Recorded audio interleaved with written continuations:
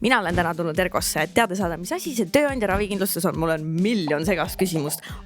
Ja näed, mul on siin Jaanika, kes tuleb ja vastab kõigile meie küsimustele. See on mingi tööboonus, millest tavaline inimene nagunii aru ei saa ja kasutada ei oska.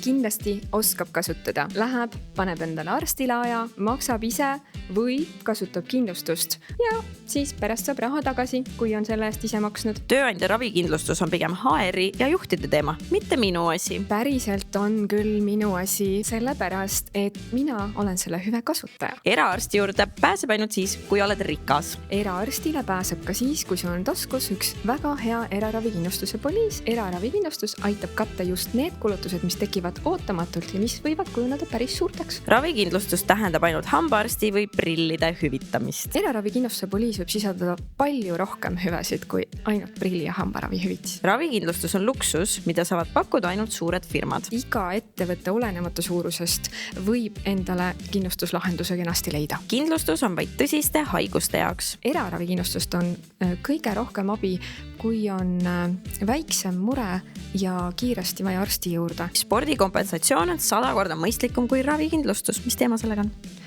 Spordikompensatsioon on meil täna üldiselt 400 eurot aastas. Eraravikindlustuse kindlustusmakse on samuti 400 eurot aastas. Põhiline vahe on nüüd see, et kui sportlane vigastab ja näiteks peab minema põlveoperatsioonile ja ta soovib seda põlveoperatsiooni minna tegema tasulisse kliinikusse, siis tema kulu selle põlveoperatsiooni puhul võib olla tuhandetes eurodes. Ja siis ütleme, et eraravikindlustus on palju mõistlikum hüve sellises olukorras. Mina sain kõik vastused kätte. Lähme nüüd tarku terviseotsuseid tegema.